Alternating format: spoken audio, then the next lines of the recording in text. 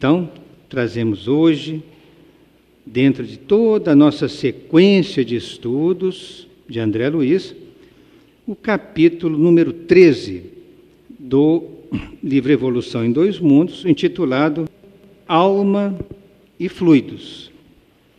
Dentro deste capítulo, nós vamos estudar 8 itens, que são os que se seguem. Fluidos em geral, fluido vivo, vida na espiritualidade, esferas espirituais, centros encefálicos, reflexão das ideias, inteligência artesanal e, finalmente, plasma criador da mente. No item 1 do capítulo 13, André Luiz ensina que a consciência, adaptando-se aos continentes da esfera extrafísica, utiliza o pensamento como base fundamental para a reflexão e a mentalização. Então, ele nos fala que quando vamos para o plano extrafísico, quando desencarnamos, lá nós teremos contato com a energia do mundo espiritual. E isso se traduz sob a forma de fluidos variados. Por isso que o item intitula-se Fluidos em Geral. E nós vamos verificar que, embora a ciência oficial tenha o seu conceito de fluido, na verdade, a doutrina espírita, desde o século XIX, instituiu a utilização do fluido como também as energias do mundo espiritual. Então, é como se fosse uma ampliação do conceito de fluidos que a ciência nos traz de um determinado ângulo e a doutrina espírita nos traz de maneira mais alargada, mais ampliada. André Luiz define o fluido como um corpo, cujas moléculas cedem invariavelmente à mínima pressão, movendo-se entre si quando retidas por um recipiente ou separando-se quando em estado livre. Nesta primeira conceituação, André Luiz está abordando o quê? O aspecto mais científico ligado aos fluidos, mas também vai abordar o aspecto espiritual, conforme nós vamos ver no desenvolvimento deste estudo. Segundo a ciência, vamos primeiro ficar com os aspectos científicos, para depois entrarmos nos aspectos de ordem espiritual. Segundo a ciência, o corpo, o fluido, o que seria? Um corpo sem forma própria, líquido ou gasoso, e que toma a forma do recipiente que o contém. Também pode ser definido de outra maneira: uma substância cujas moléculas têm tão pouca adesão entre si que facilmente mudam de posição e cedem à menor pressão. São 3 os estados mais comuns da matéria, analisando do ponto de vista da nossa matéria, do nosso planeta. São 3 os estados mais comuns. Nós temos o estado sólido, o líquido e o gasoso. Teoricamente, todas as substâncias que existem em nosso planeta, elas podem se apresentar num desses 3 estados, dependendo da temperatura a qual essa substância está submetida. Ela pode estar em estado sólido, mas ela pode passar para o estado líquido, ou até mesmo passar para o estado gasoso. É claro que as temperaturas vão variar muito em função da característica da substância. No nosso exemplo mais prático, para facilitar o entendimento, esses 3 estados se mostram de maneira muito evidente na água, que se apresenta em estado sólido, em estado líquido e em estado gasoso, segundo a temperatura a qual ela se submete. Ela pode derreter depois do 0 grau e passar a ser água. Ela pode vaporizar-se após 100 graus centígrados, transformando-se no aspecto do vapor. Então, nós temos o estado da matéria sólido, que seria o gelo, o estado líquido, que é interessante até a gente lembrar que a água no nosso planeta é vital, e entre as funções dela, além da manutenção da vida, a água também serve para geração de energia. E essa geração de energia, nós temos o exemplo, por exemplo, das hidrelétricas, né? Que é a forma de geração puras de energia, uma geração limpa, que não deixa nenhum resíduo na atmosfera. É simplesmente a força da água girando turbinas e fazendo com que essas turbinas possam gerar, através dos geradores, a energia elétrica necessária ao nosso consumo. Também vamos encontrar na aplicação de geração de energia limpa, no caso do vapor d'água. Claro que no caso aqui nós temos a energia nuclear produzindo calor para ferver a água fervida sob pressão movimenta turbinas e geram também energia elétrica.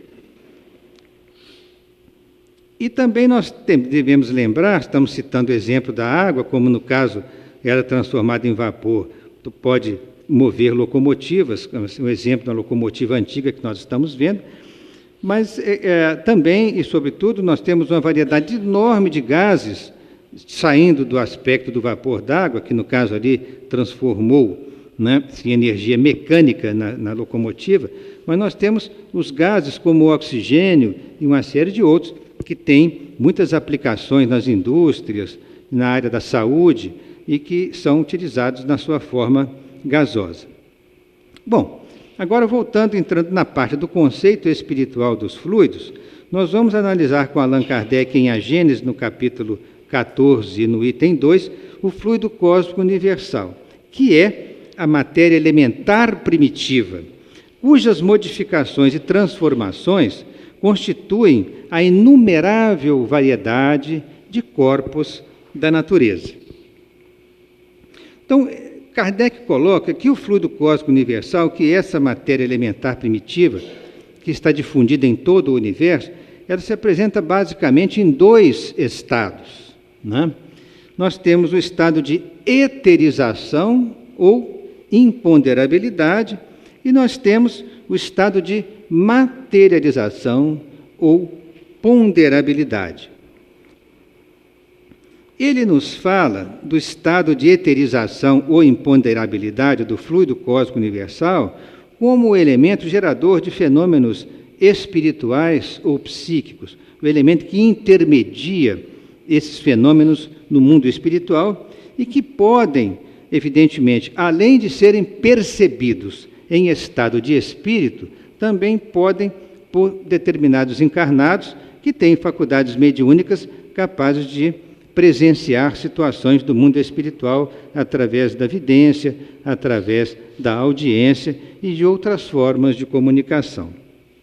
São múltiplas as variedades dos fenômenos espirituais ou psíquicos possibilitados pelo estado de eterização ou imponderabilidade do fluido cósmico universal. Por exemplo, no mundo espiritual, os espíritos nos explicam que todas as construções do mundo espiritual são feitas através de mentalizações especiais, utilizando-se dessa substância para construir cidades, colônias, uma variedade enorme de coisas que nós, na Terra, teríamos dificuldade de compreender, porque na Terra nós manipulamos substâncias que têm maior dificuldade de trabalharmos com ela. A nossa engenharia produz coisas brilhantes, mas uma dificuldade tecnológica bem maior do que a manipulação dos fluidos no mundo espiritual. E também fala do estado de materialização ou ponderabilidade, que permite a ocorrência dos fenômenos materiais, são estudados pela nossa ciência terrena e que se transformam todos eles na matéria tangível na Terra.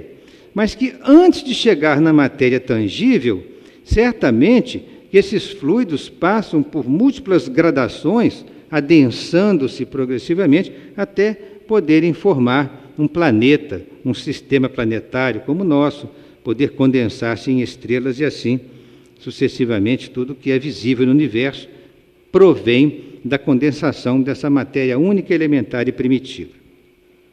Na época de Kardec, evidentemente, o conhecimento da física não tinha ainda avançado para a compreensão da física moderna do século XX.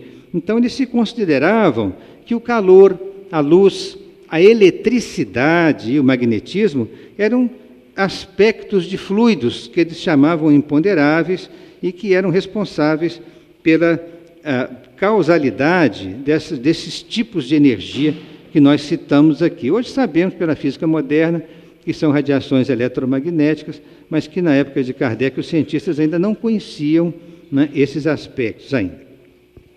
De qualquer forma, né, Kardec lembra com muita propriedade, com muita sabedoria, do seguinte, mas onde encontra o homem os seus mais possantes motores, senão entre os mais rarefeitos fluidos, mesmo entre os que se consideram imponderáveis, como, por exemplo, a eletricidade?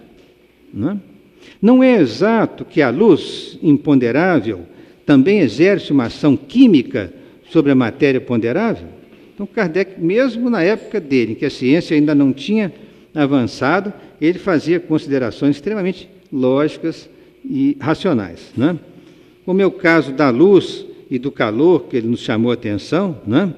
Da luz, do calor que provém do Sol, a luz que igualmente provém do Sol, a eletricidade, né, que se descarrega nos relâmpagos, nas descargas elétricas da natureza, e que a eletricidade estática é capaz até de arrepiar o cabelo de uma criança, como a gente está vendo ali naquele caso, né? E o magnetismo sendo lembrado através dos campos dos ímãs, né, com os quais a indústria muitas vezes trabalha. Então, André Luiz, terminando o item 1, ele vai dizer o seguinte, que nós temos assim os fluidos líquidos, elásticos ou aeriformes e os outrora chamados fluidos imponderáveis, tido como agentes dos fenômenos luminosos, caloríficos e outros mais. Quando André Luiz diz outrora chamados fluidos imponderáveis, André Luiz está concordando com o que Kardec disse em A Gênese no século XIX. Claro que a ciência avançou, mas André Luiz preferiu recordar os outrora chamados para trazer este conceito para a atualidade, embora ele tenha hoje mais importância histórica. Agora, nós entrando já no item 2 do capítulo 13, intitulado Fluido Vivo, Pensamento, aí a gente começa a entender a mudança do conceito de fluido à luz da doutrina espírita. Nós saímos do conceito material e entramos no conceito espiritual, porque o fluido, então, passa a ser emitido pelos espíritos, utilizado pelos espíritos, transformados por ele, conforme nós vamos ver. Então, o espírito, ele emite continuamente um fluido vivo e multiforme, estuante e inestancável, a nascer-lhe da própria alma. Ele está se referindo a quê? Ao pensamento contínuo, que é a grande conquista do espírito, quando deixou a condição de princípio inteligente nas escalas inferiores, dos reinos inferiores da natureza, e atingiu a condição de espírito humano, com razão, responsabilidade, noção da divindade, etc. Nessa situação, ele passa a emitir continuamente, é como se o espírito fosse um dínamo gerador de pensamento que não para nunca, nem quando dorme. Quando nós dormimos, nós estamos em estado de inconsciência, mas o nosso inconsciente trabalha e emite pensamento, tanto que nós sonhamos, temos atividades mentais durante a noite. Então, este fluido vivo e multiforme, ele sai continuamente, né, emitido pelo espírito. Agora, de onde vem esse pensamento? É claro que o espírito, ele próprio, pode gerá-lo, mas ele tem, no fluido cósmico universal, né, uma fonte inesgotável, porque o espírito se apropria desse fluido. Então, trata-se, diz André Luiz, de um subproduto do fluido cósmico, absorvido pela mente humana em um processo vitalista, semelhante à respiração. Então, nós já tivemos a oportunidade de falar aqui, noutros estudos, que quando respiramos, nós não estamos só aspirando o ar atmosférico, nós estamos também aspirando pelo nosso perispírito uma série de fluidos do mundo espiritual que interpenetra com o mundo material, fluidos esses que terão importância até para o nosso próprio corpo físico, que é muito importante esse aspecto. Nós não respiramos só o oxigênio da atmosfera, nós respiramos isto e mais alguma coisa, de onde ter saído, entre os orientais, o conceito antigo de prana, que seria equivalente ao fluido cósmico universal, que é aspirado pelas criaturas e que tem uma importância que ainda a ciência oficial não conhece para o metabolismo até do próprio corpo físico.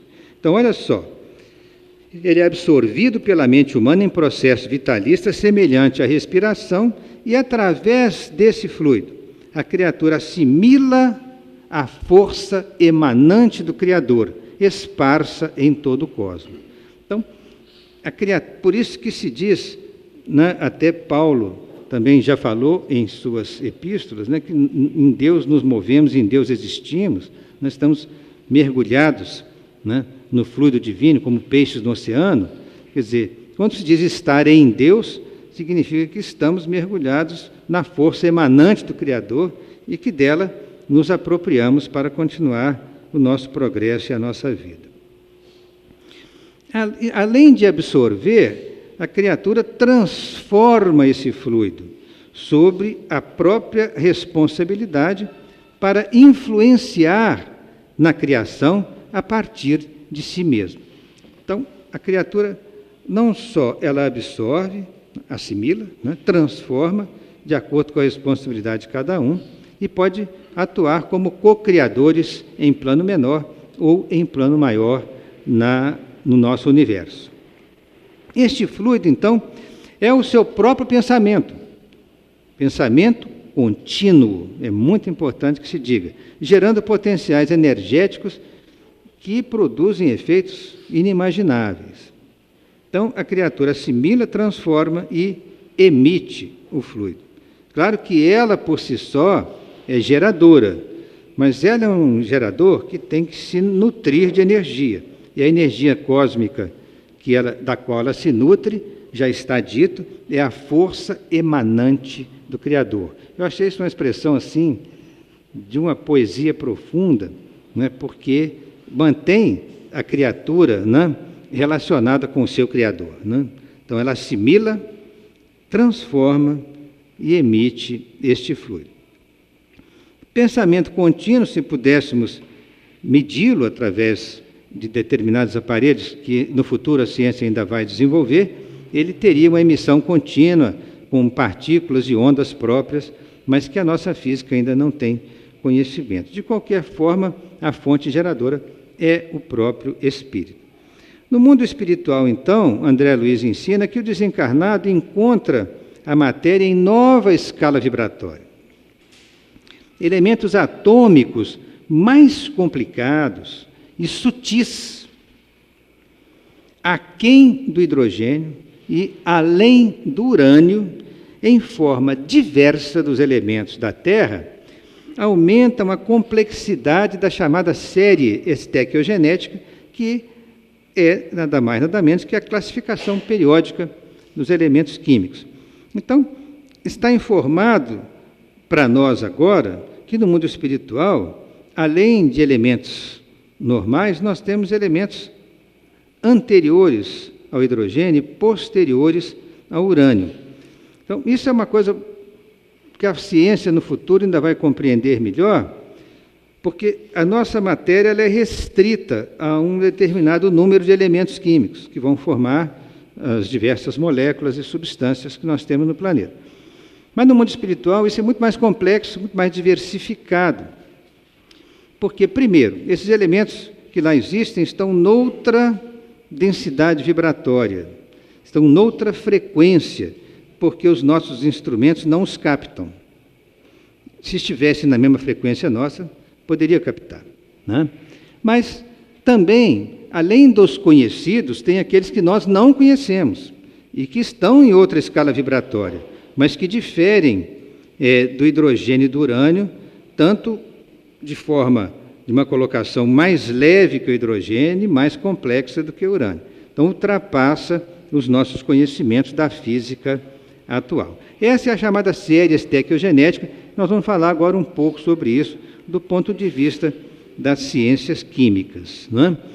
No século XIX, alguns elementos químicos foram descobertos neste século, porque antes existiam os alquimistas que trabalhavam com várias substâncias, objetivando até transformar o chumbo em ouro, buscando situações místicas que eles não teriam condição de conseguir na prática.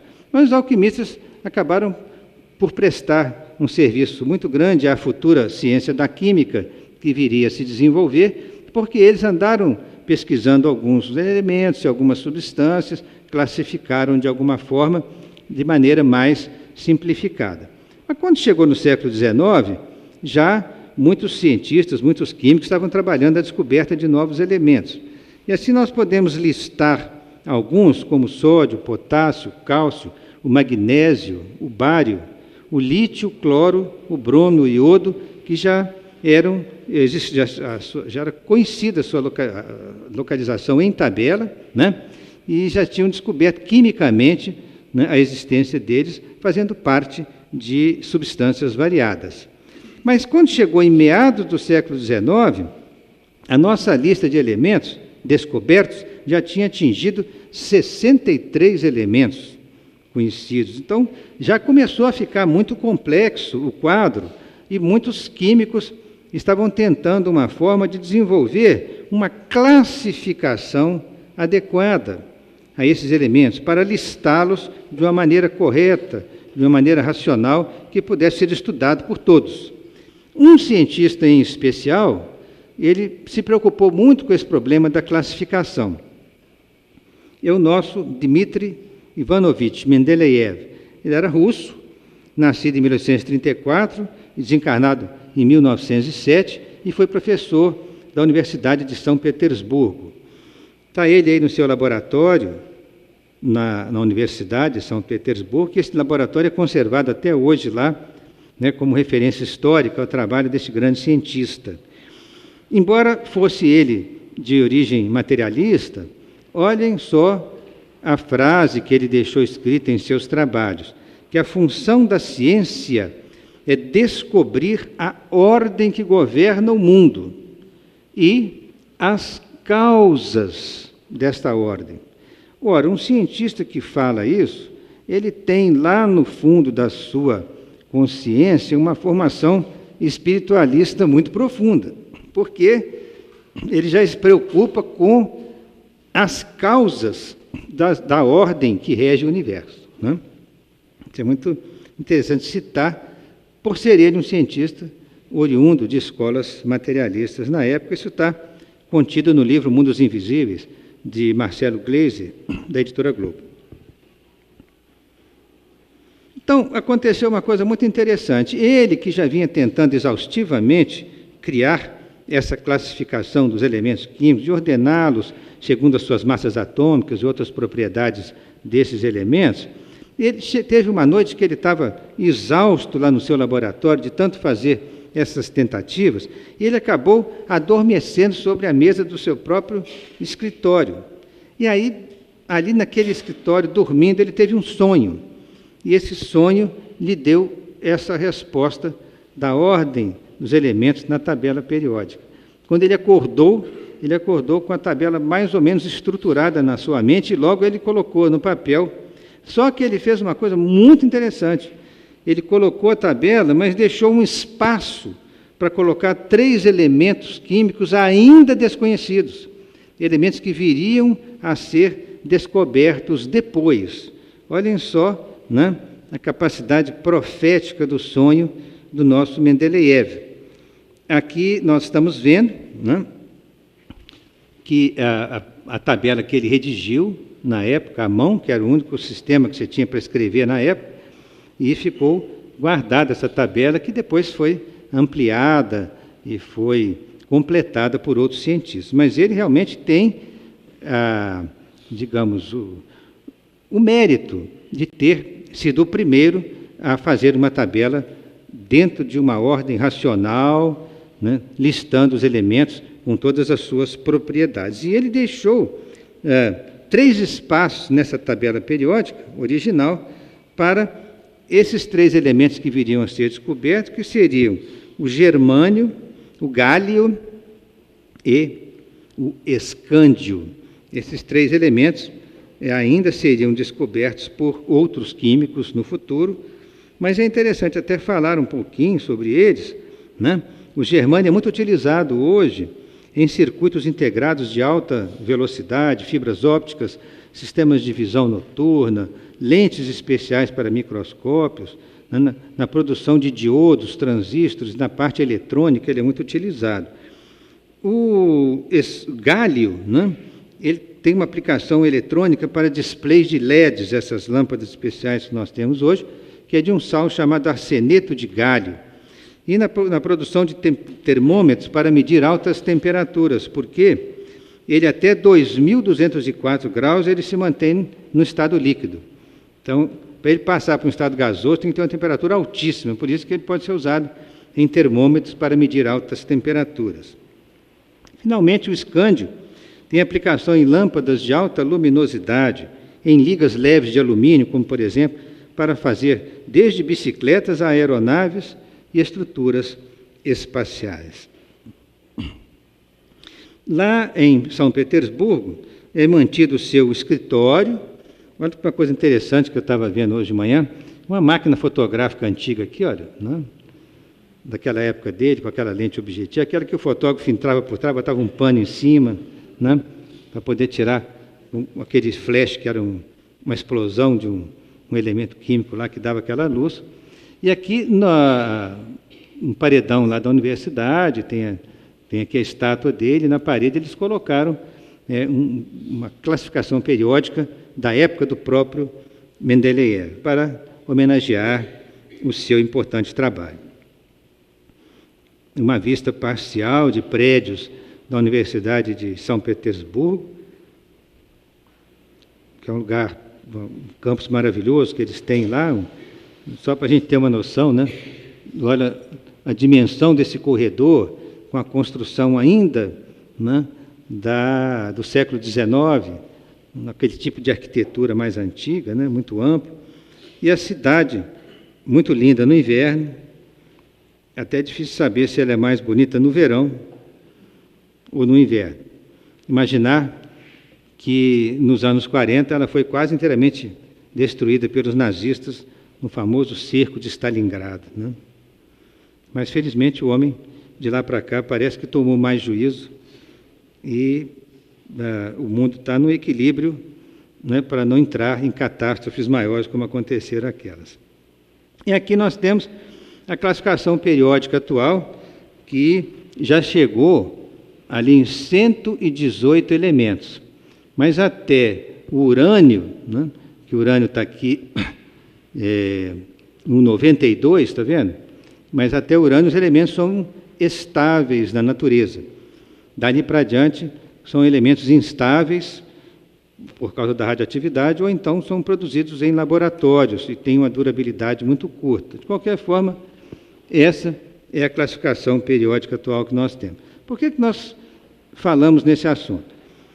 Porque André Luiz referiu-se à série estequiogenética dos elementos, que na verdade é a classificação periódica, e falou que no mundo espiritual existem elementos aquém do hidrogênio e além do urânio, dando, vamos dizer assim, uma expansão, né, uma extensão muito grande ao conceito dos elementos químicos que nós temos na atualidade. Diz ele que no mundo espiritual existem elementos atômicos mais complicados e sutis, que estão aquém do hidrogênio e além do urânio, em forma diversa dos elementos da Terra.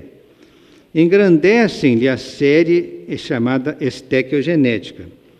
Do grego, a palavra estéquio vem da palavra stoikeion, que significa elemento. Então, estequiogenética nada mais é que a série da geração dos elementos químicos em determinada colocação dentro de uma tabela, né? Porque estéquio é elemento, né, e genética é a geração, é o surgimento, é a origem, né? E até em Mecanismos da Mediunidade, que é outro livro de André Luiz, ele também fala, dando força a este conceito, que nós encontramos o pensamento, né? Encontramos a matéria mental, em que as leis de formação das cargas magnéticas, ou dos sistemas atômicos prevalecem sob novo sentido, compondo, então, o maravilhoso mar de energia sutil em que todos nos achamos submersos e no qual surpreendemos elementos que transcendem o sistema periódico dos elementos químicos conhecidos no mundo. Então, nós estamos citando outra obra dele para trazer este mesmo pensamento que ele colocou em Evolução em Dois Mundos. Além do próprio André Luiz referir-se a esses elementos outros, Emmanuel, no livro Roteiro, na 4ª edição da FEB, nas páginas 31 e 32, ele fala num conceito semelhante, que o perispírito é formado por substâncias químicas que transcendem a série estequiogenética conhecida até agora pela ciência terrena. É aparelhagem de matéria rarefeita, alterando-se de acordo com o padrão vibratório do campo interno do espírito. Então, Emmanuel fala da mesma forma por substâncias que transcendem. Se transcendem, elas estão além da série estequiogenética. Então, o mundo espiritual, estruturado, o mundo espiritual, com semelhantes recursos quintessenciados, de acordo com o peso específico do espírito, ou seja, a densidade, do perispírito, detém riquezas virtuais e possibilidades, e este mesmo mundo espiritual, ele espera pelo espírito para povoar-se de glória e beleza. De nós espíritos, estejamos encarnados ou desencarnados, é que vamos fazer com que o mundo espiritual se povoe de glória e beleza de acordo com as nossas ações, com os nossos empreendimentos, com tudo que nós pudermos colaborar, evidentemente também sendo inspirados pelas grandes potências dos espíritos superiores. Mas quando fala que o mundo espiritual ele é estruturado em recursos quintessenciados, é muito interessante a gente explicar essa palavra, que muito frequentemente na literatura espírita a gente ouve falar de fluidos quintessenciados, falar da quintessência, e às vezes a gente não vai atrás desse conceito. Esse conceito de quintessência é muito antigo. Ele vem da teoria de Aristóteles, que é um dos maiores sábios da antiguidade, grego, nascido em Estagira, em 384 a.C., desencarnado em Atenas, em 322. Ele foi o elaborador da teoria da quintessência. Então, vamos falar um pouco sobre isso, conforme nos ensina Marcelo Gleiser no livro Poeira das Estrelas. Aristóteles e a quintessência. Na teoria, Aristóteles foi um grande naturalista, foi observador do mundo. Ele se interessou por todos os ramos do conhecimento humano que ele podia abarcar na época, e ele foi muito criativo. Ele se interessou por toda a estrutura física do planeta e do universo, pelas formas de vida existentes na Terra, enfim. A mente dele foi uma coisa assim extraordinária para a época. Ele também criou as suas teorias em função daquilo que ele podia observar, porque ele não tinha à disposição instrumento tecnológico, um instrumental tecnológico que nós temos hoje, mas ele tinha a observação e o pensamento, o raciocínio. Então, ele entendia o seguinte, que no universo existia a Terra e o restante do universo. A Terra era composta de 4 elementos, ou de 4 substâncias. E esses elementos conhecidos, como a gente sabe hoje, que ele falava que era a terra, a água, o fogo e o ar. Esses eram os 4 elementos contidos na Terra. Pela observação direta, e foi muito inteligente ele pensar isso, Que a gente olha bem a nossa Terra de hoje, ela é composta de terra, água, mas tem o ar da atmosfera e o fogo, que é uma situação um pouco diferente dos outros 3. E o fogo tem as suas características próprias. Então, na concepção dele, a Terra era constituída desses 4 elementos ou 4 substâncias básicas. Mas, além disso, existia uma 5ª substância. De que ele achava que o resto do universo, como é que era o resto do universo? Estruturado. Então, ele entendia que, a partir da Terra, a Terra era o centro do universo, claro, a partir da Terra existiam vários várias esferas concêntricas que iam se afastando da Terra para constituir o cosmos. A primeira esfera concêntrica, a partir da Terra, ela continha a Lua. A segunda, Mercúrio. A terceira, Vênus. E a quarta, o Sol. Continuando dentro do espaçamento das esferas concêntricas, no entender de Aristóteles, nós vamos encontrar o planeta Marte, Júpiter, Saturno e as estrelas fixas, seria a esfera concêntrica mais distante de todas. Por que nós temos só esses planetas listados, né? Mercúrio, Vênus, Marte, Júpiter e Saturno, que eram os únicos conhecidos na época pela vista, não havia telescópio. Mas ele entendia que a Lua ocupava a primeira esfera, era mais próxima da Terra. Até foi uma genialidade dele, entender que a Lua era mais próxima da Terra. Por isso que se diz muitas vezes sobre a teoria aristotélica que o que não está no cosmos está no mundo sublunar. O mundo sublunar é o que está debaixo da Lua é a Terra. Então nós temos a Terra, depois temos a Lua, Mercúrio, Vênus, Sol, Marte, Júpiter, Saturno e por fim as estrelas fixas. Por que ele deixou as estrelas por último? Porque quando a gente observa o cosmos, as estrelas aparentemente não têm movimento, mas os planetas se movem. Tanto que os planetas em grego significam seres errantes, são aqueles seres que se deslocam no cosmos. Então a Lua se desloca, os planetas sim, mas as estrelas toda noite estão lá na mesma posição, elas são fixas, né? E mesmo pela astronomia moderna, para a gente notar que uma estrela muda de posição, ela demora muito tempo para mudar de posição, em função da translação, da rotação da nossa galáxia. Bom, de qualquer forma, essas áreas compostas por 8 esferas concêntricas, elas só poderiam ser constituídas de uma quinta substância, que ele entendeu que era o éter, ou quintessência. Então, no dizer de Aristóteles, o que não fosse terra era quintessência. E a quintessência era algo muito fluido, muito apurado, a gente não conseguia saber exatamente de que era feito, mas era alguma coisa eterizada, era alguma coisa fluídica, uma coisa muito leve, diferente da Terra. Então, quintessência vem das ideias de Aristóteles. Na espiritualidade, falando sobre a questão da atração, e André Luiz agora começa a descrever um pouco mais, por ser o capítulo sobre fluidos, ele começa a escrever um pouco mais sobre como é a espiritualidade, como são constituídos os planos espirituais. Nos planos espirituais, para onde se transfere o homem após a desencarnação, né, encontra este homem as mesmas leis de gravitação que controlam a Terra. Há princípios de gravitação, diz André Luiz no outro livro dele, Nosso Lar, para o espírito, como se dá com os corpos materiais. Então, há princípios de gravitação para o espírito, como se dá com os corpos materiais. Isso é uma informação muito interessante para a gente parar para pensar.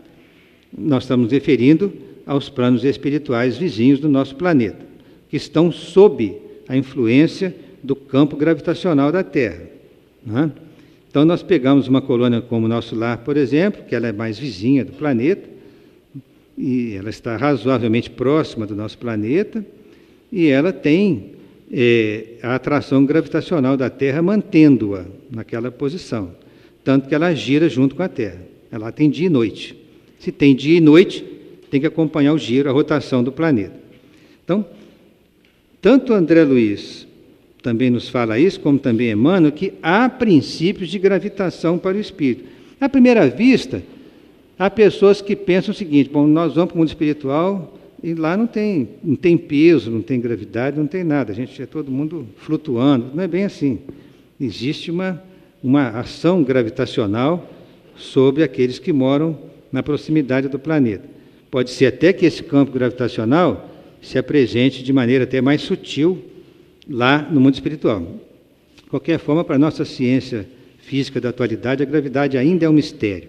Ainda os cientistas das 4 forças fundamentais do universo, a gravidade é a única que está um pouco fora do controle e um desconhecimento dos cientistas. Mas o fato é que nós agora sabemos, por informações da espiritualidade, que eles também lá se submetem às leis da gravidade. Tanto que os espíritos, depois que obtêm um certo grau evolutivo, eles conquistam o poder de quê? Para se locomover? Da levitação. Então, a levitação significa que tem que vencer a atração gravitacional que se exerce sobre ele no plano espiritual, para ele poder se deslocar. Quem legou para nós, né, a primeira informação sobre a lei da gravitação universal foi o Sir Isaac Newton, um dos maiores cientistas de todos os tempos. Continuando com as explicações da espiritualidade e falando também sobre o tempo, mas ao chegarmos lá, nós vamos falar mais um pouquinho da gravidade, citando Emmanuel. Por quê? Porque até então nós tivemos 2 citações de André Luiz sobre a atração gravitacional no mundo espiritual. Agora nós temos com Emmanuel, no livro Roteiro, na página 33, o seguinte, que o perispírito, quanto à forma somática, obedece às leis de gravidade no plano em que se afina. E o perispírito, esteja ele no mundo espiritual onde estiver, ele está submetido às leis de gravidade. Mas também no mundo espiritual, quanto ao tempo, nós temos os ciclos de dias e noites, né?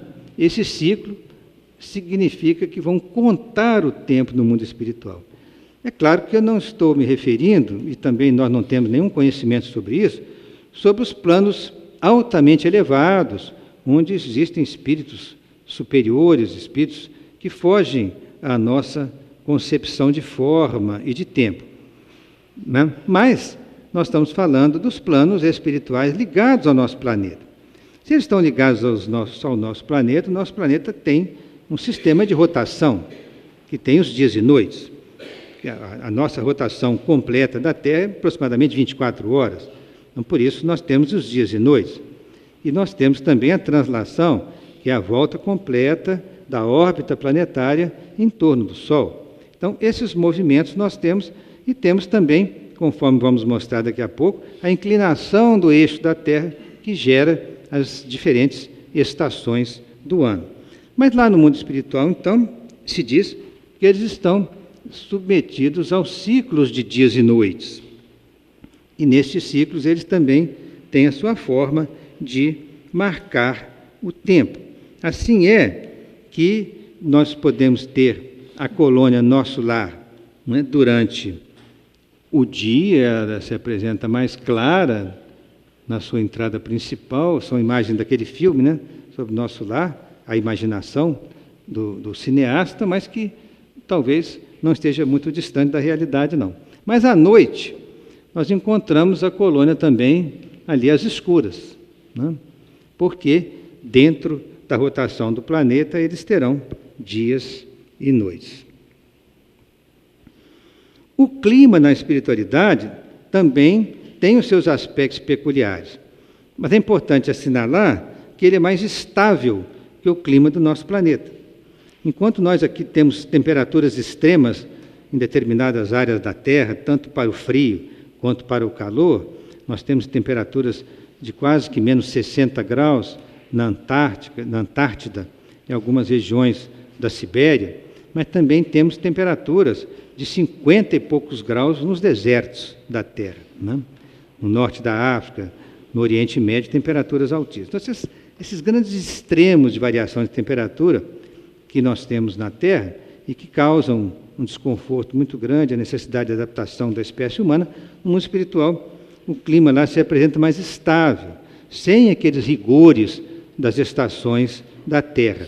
Embora saibamos que lá existe uma flora e uma fauna bem desenvolvidas, nós temos descrições principalmente de árvores e de flores, de uma vegetação exuberante muito linda, certamente submetida às condições climáticas do mundo espiritual. Mas esse clima é mais estável que os rigores das estações da Terra.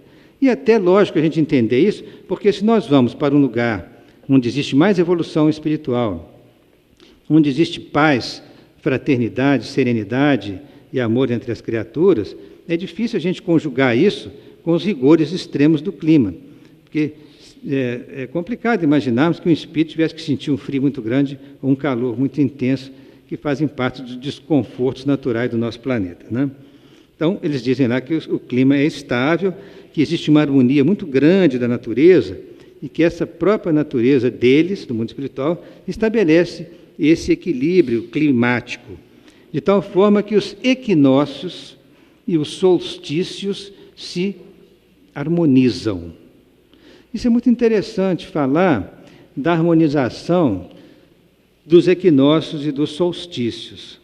Primeiro é interessante nós recordarmos o significado dos equinócios e solstícios, porque são os dias que iniciam as estações do ano.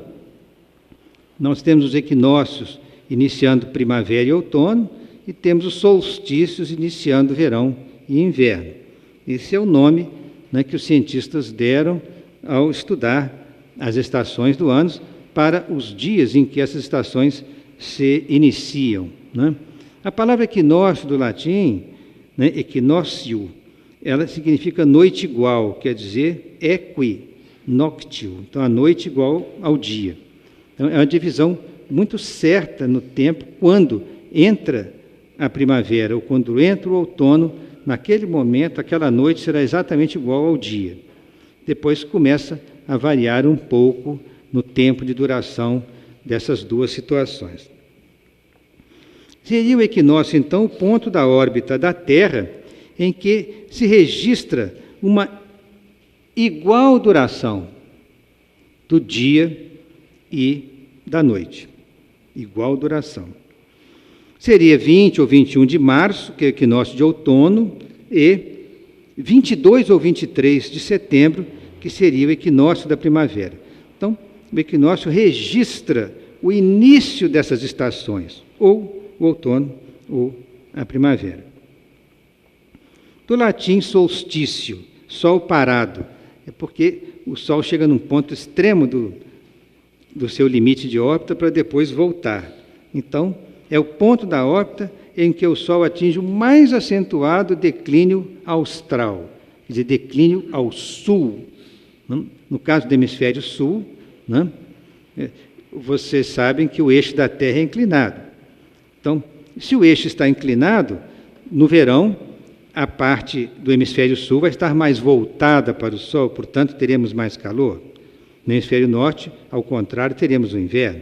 Quando a situação se inverte, e que o hemisfério sul, pela inclinação do eixo da Terra, fica voltado contra o sol, e o hemisfério norte está voltado a favor do sol. Então, lá terá verão e aqui inverno. É exatamente a inclinação do eixo da Terra que dá essas diferenças. Então, nós teremos 21 ou 22 de junho como o solstício de inverno, que seria, né, uma noite mais longa. E teremos os dias 21 ou 22 de dezembro para o solstício de verão. E isso, gente, relacionando-se ao nosso hemisfério, hemisfério sul. Lá no hemisfério norte é o contrário, né?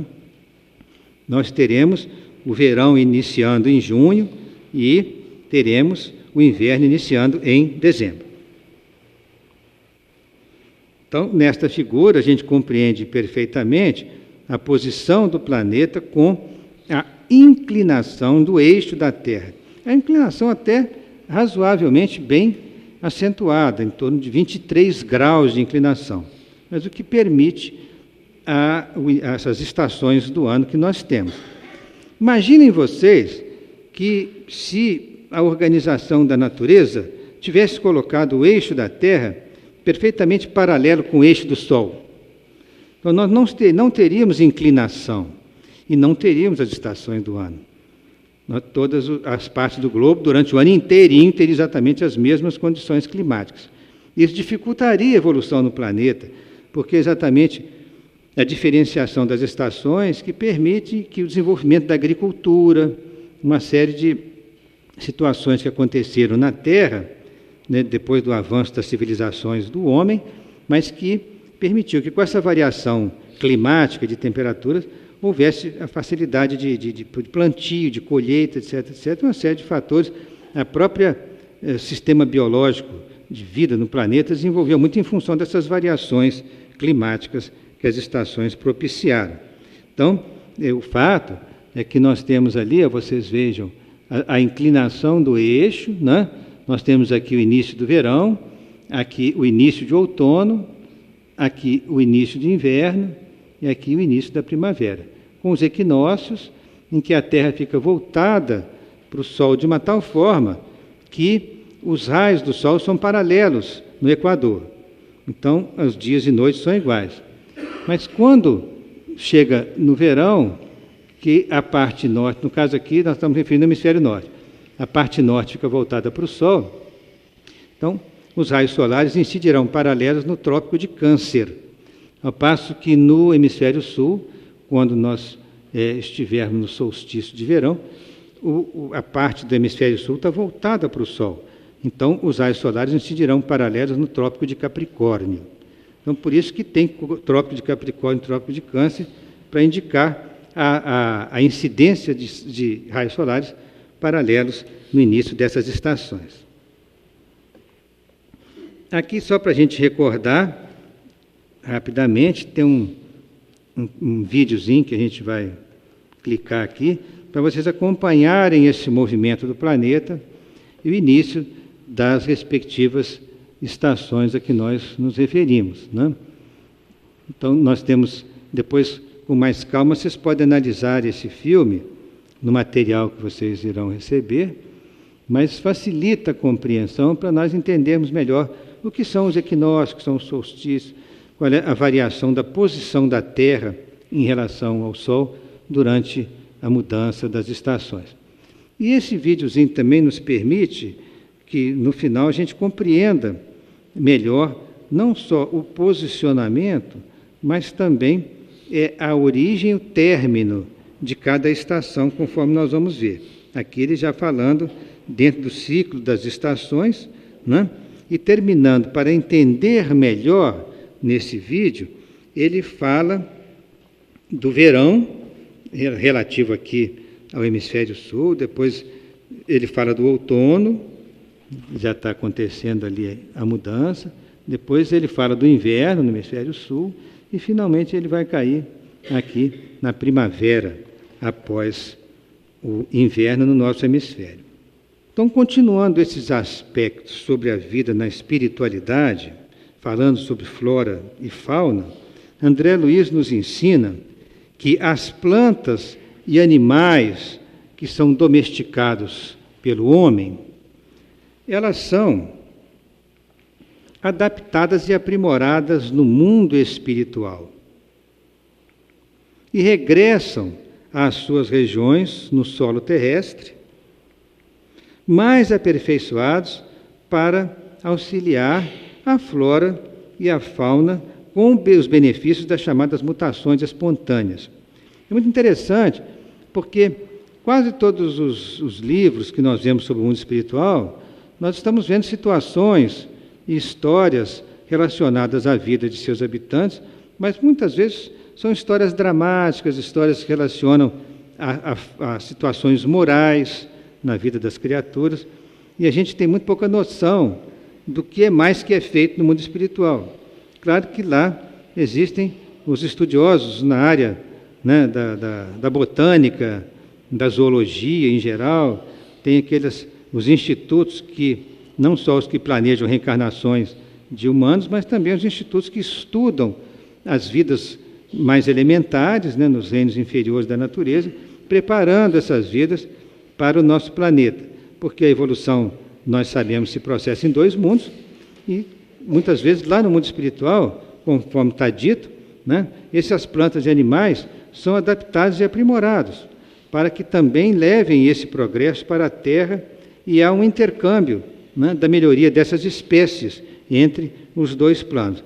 E ocorrem muitas vezes mutações espontâneas aqui no nosso planeta, exatamente mutações essas que aparentemente espontâneas, mas não, muitas vezes dirigidas por um planejamento superior, objetivando o aperfeiçoamento da vida na Terra, né? As mutações, em geral, algumas delas podem ser negativas, né?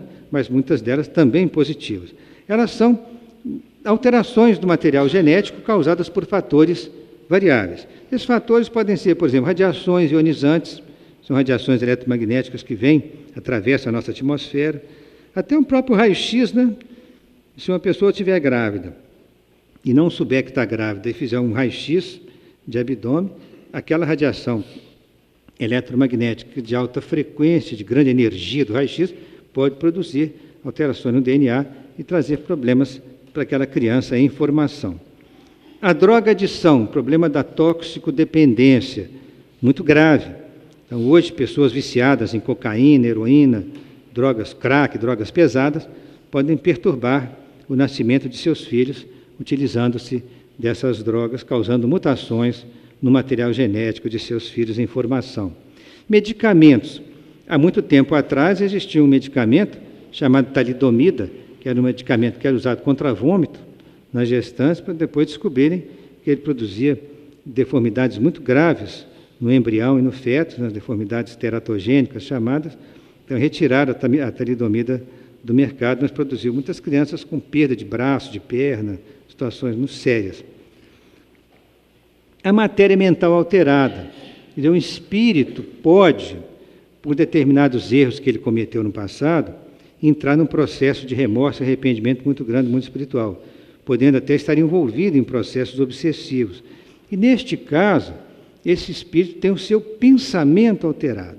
O pensamento dele alterado é uma energia mental que poderá, durante a gestação ou durante a própria fecundação, o encontro dos gametas, pode produzir, pela sua simples presença, né, uma alteração genética e levar a uma mutação, porque aquele pensamento é uma matéria mental alterada, é uma energia degenerada que pode trazer esse problema. Por outro lado, há situações positivas, né, em que o pensamento elevado do espírito pode induzir a mutações favoráveis, adequando aquele corpo da melhor forma à sua função, para que ele possa se expressar na Terra da melhor forma possível, vindo ele em condição de missionário, por exemplo, né? Os genes alterados, nós já falamos, podem causar até deformidades congênitas nas crianças, nos nascituros. Exemplo, por exemplo, de uma radiação ionizante que pode atingir, né, a cadeia do DNA e ali, naquela situação, essa energia de altíssima frequência altera moléculas do DNA, altera os genes na sua sequência e aí, alterando os genes, o código genético alterado pode gerar alterações na formação do corpo. Aqui o caso de mutação, por exemplo, aquele canguruzinho branco, ele é derivado de uma mutação espontânea. Isso não foi induzido propriamente por droga ou por radiação. Na espécie, às vezes, acontece uma mutação e nasce um animal um pouco diferente. No caso da galinha de pescoço pelado, ela é uma mutação também espontânea de uma galinha comum. É interessante, pouca gente sabe que a galinha de pescoço pelado ela é mutação. E, de fato, é mesmo uma ocorrência espontânea na espécie. Na espécie humana, às vezes, essas mutações podem gerar alterações graves em crianças, neste caso, uma sindactilia nas mãos e uma polidactilia muito estranha nos pés. A sindactilia é quando os dedos estão unidos, e a polidactilia é quando nasce com maior número de dedos do que o número normal. Continuando esses aspectos sobre a vida na espiritualidade, falando ainda sobre flora e fauna, André Luiz fala que as plantas, devido à sua configuração celular mais simples, elas se apresentam com uma reprodução limitada no plano espiritual e os descendentes dessas plantas retornam à Terra solucionando diversos problemas de maneira espontânea.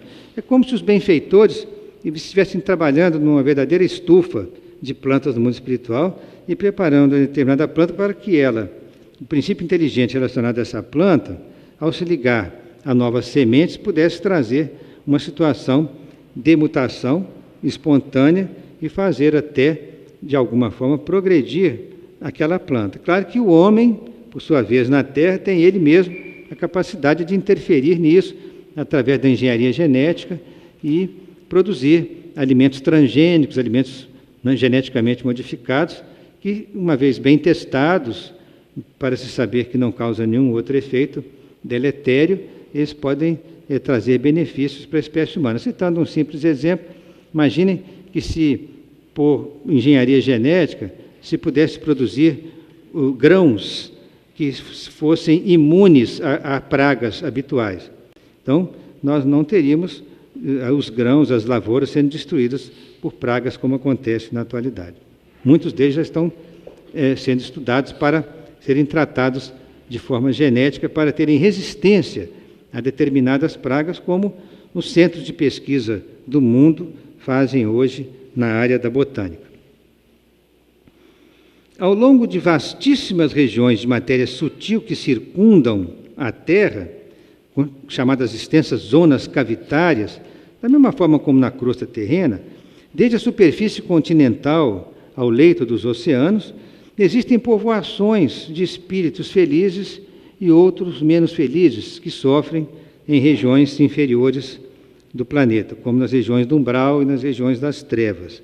Diz André Luiz que existem aglomerações verdadeiramente infernais, desencarnados, que temem as suas próprias ideoplastias, ou seja, temem a sua energia mental, porque quando eles estão fixados num determinado objetivo de vingança, por exemplo, eles estão com ideia fixa. E esse objetivo de vingança libera ideoplastias, ou seja, imagens mentais produzidas por eles próprios. Se vocês têm milhares de espíritos inferiores liberando energias mentais negativas, cria-se um ambiente, né, bastante negativo, um ambiente de muito sofrimento, em que eles presentes ali temem as próprias imagens que eles mesmos inconscientemente produzem, né? Então, eles, temendo as suas ideoplastias, refugiam-se nas sombras. Por isso, eles detestam a presença da luz, porque na presença da luz podem ver as próprias imagens produzidas por ele em situação de sofrimento.